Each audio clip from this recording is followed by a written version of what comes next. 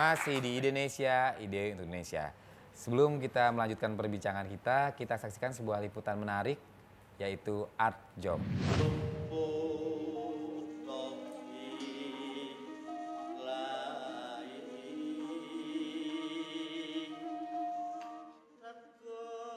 Garin mempersembahkan film terbarunya dalam merayakan 35 tahun selama berkarya di dunia seni. Film yang berjudul Setan Jawa menampilkan film bisu hitam putih yang diiringi gamelan secara langsung. Dengan didukung oleh Bakti Budaya Jarum Foundation, film Setan Jawa digarap selama 2 tahun dan pertama kali ditampilkan pada bulan September di Jakarta. Setan Jawa merupakan proyek kolaborasi antara Garin Nugroho dan Rahayu Supangga. Film ini juga akan menampilkan Asmara Abigail sebagai Asih, Heru Purwanto sebagai Setio, dan Luluk Aris sebagai Setan Jawa.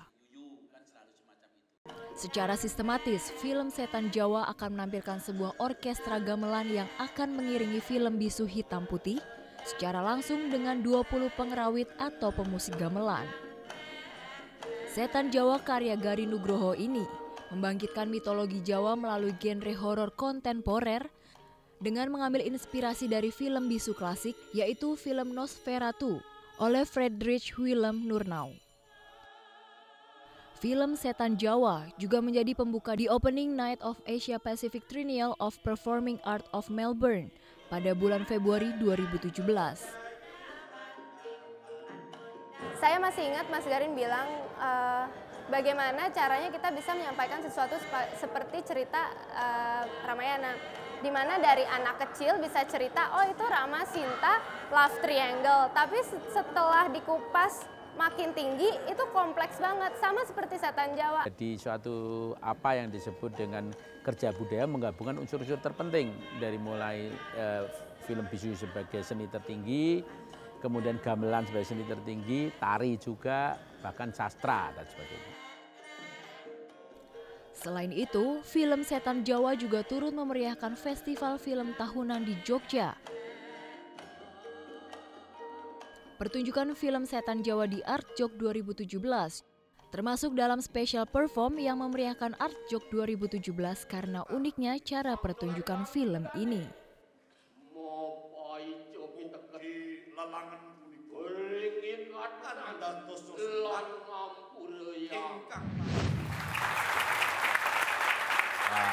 Seru ya Art Job ini.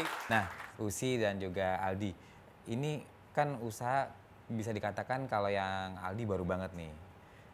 Usi juga sudah 3 tahun sekarang. Itu kan berarti kan sudah secara ekonomi kreatif juga berhasil mengumpulkan banyak karyawan.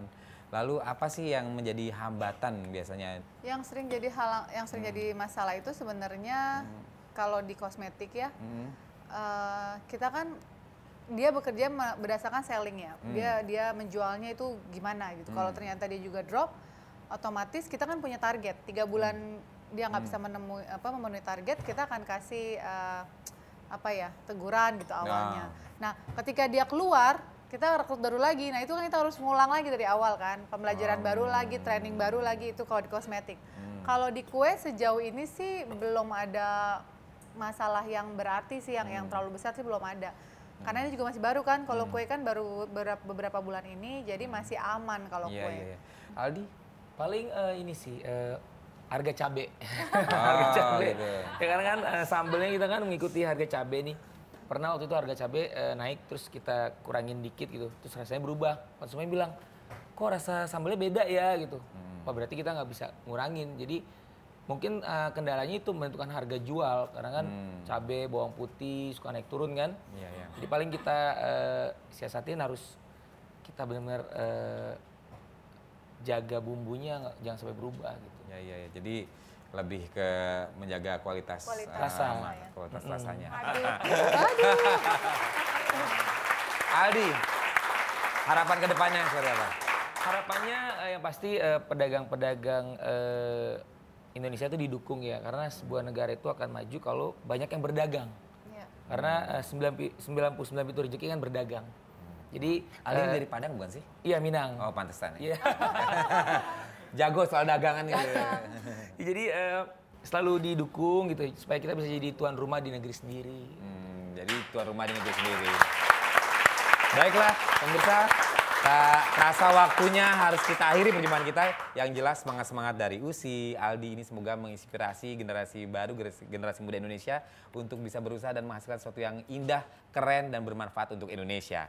Akhirnya saya Yofi Widianto undur diri, cinta budaya, cinta Indonesia.